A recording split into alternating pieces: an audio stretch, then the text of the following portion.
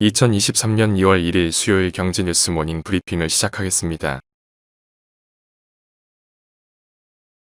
1월 31일 삼성전자에 따르면 연결 기준 지난해 4분기 매출은 70조 4,600억 원, 영업이익은 4조 3,100억 원을 기록했다. 이로써 연간 매출은 302조 2,300억 원으로 전년 대비 8.09% 늘었지만 영업이익은 43조 3,800억 원으로 15.99% 줄었다. 특히 주력인 DS 부문의 지난해 4분기 영업이익은 2,700억 원으로 전년 동기보다 97% 줄었다. 이는 증권가의 영업이익 전망치인 1조 원대에도 한참 못 미치고 2009년 1, 4분기 적자를 기록한 이래 13년 만의 최저치다. 실적 악화에도 삼성전자는 설비 투자를 예년 수준으로 유지할 방침이다.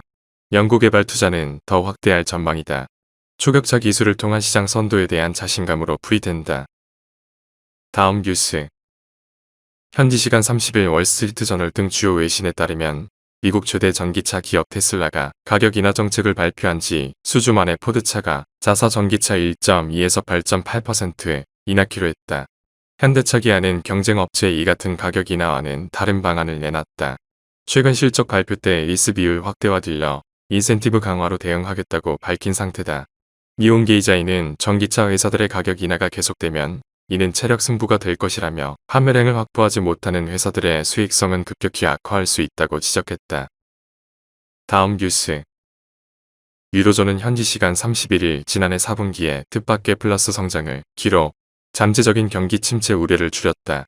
CNBC에 따르면 이날 유로스태트는 EU 역내 국가들의 전체 GDP가 4분기에 0.1% 성장했다고 발표했다.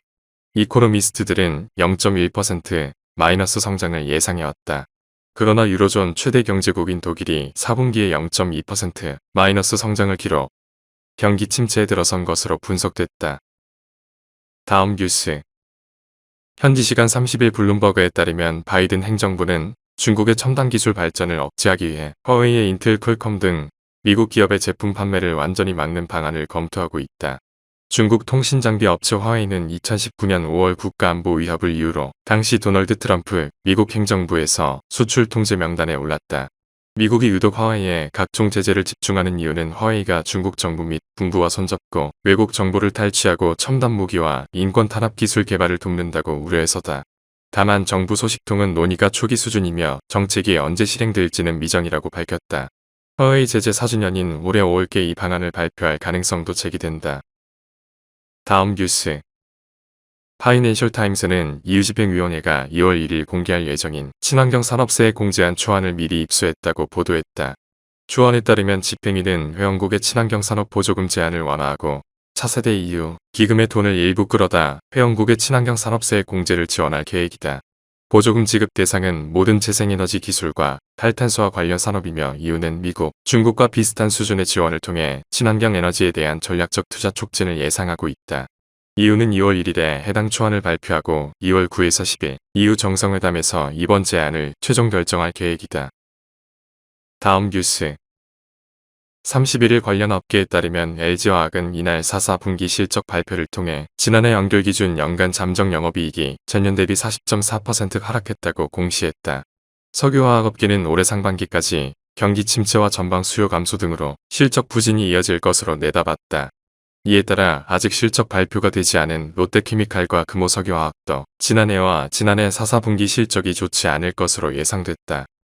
반면 한화솔루션의 지난해 실적은 양호할 것으로 예측됐다. 포트폴리오를 태양광 등 신재생으로 전환한 부분이 주요했다. 석화업계는 중국 리오프닝 기대로 올해 하반기부터 실적이 다시 개선될 것으로 기대하는 분위기다. 다음 뉴스. 국제통화기금이 올해 우리나라 경제성장률 전망을 석 달 전 전망치보다 0.3%포인트 내린 1.7%로 수정했다. 반면 중국의 리오프닝에 따른 세계 경기 회복 기대감을 반영해 올해 세계 경제 성장률은 0.2%포인트 상향 2.9%로 높여 잡았다. IMF는 근원 인플레이션이 명확하게 하락할 때까지 금리를 인상 또는 유지해야 한다고 조언했다. 다음 뉴스. 하나은행이 고시한 1월 31일 오후 10시 40분 원달러 환율은 1235.50원입니다. 시청해주셔서 감사합니다. 더 좋은 영상을 위해 구독, 좋아요 부탁드립니다.